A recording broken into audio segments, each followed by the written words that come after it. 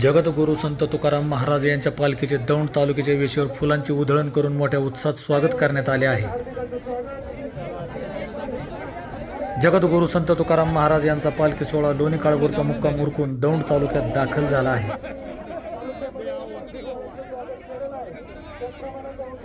आज दौंड तालुक्यातील यवतमध्ये या पालखी सोहळ्याचा मुक्काम असणार आहे।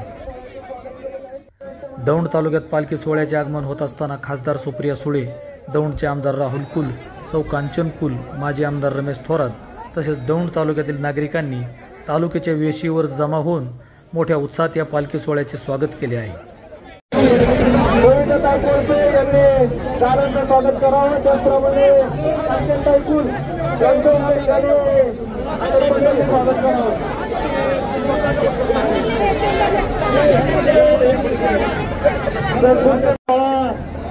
जगद्गुरू संत तुकाराम महाराज पालखी सोहळ्याचे या ठिकाणी दौंड तालुक्यामध्ये स्वागत।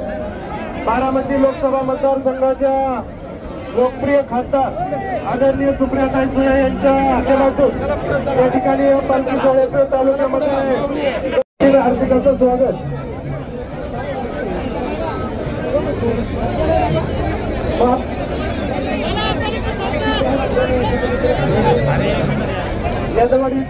स्वागत करण्यासाठी उपस्थित आहे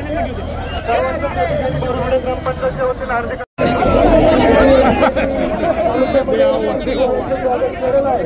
त्याचप्रमाणे दौंड तालुक्याचे स्वागत केलेलं आहे। आमदार राहुल दादा कुल यांचं या ठिकाणी ग्रामपंचायतच्या वतीने स्वागत होत आहे।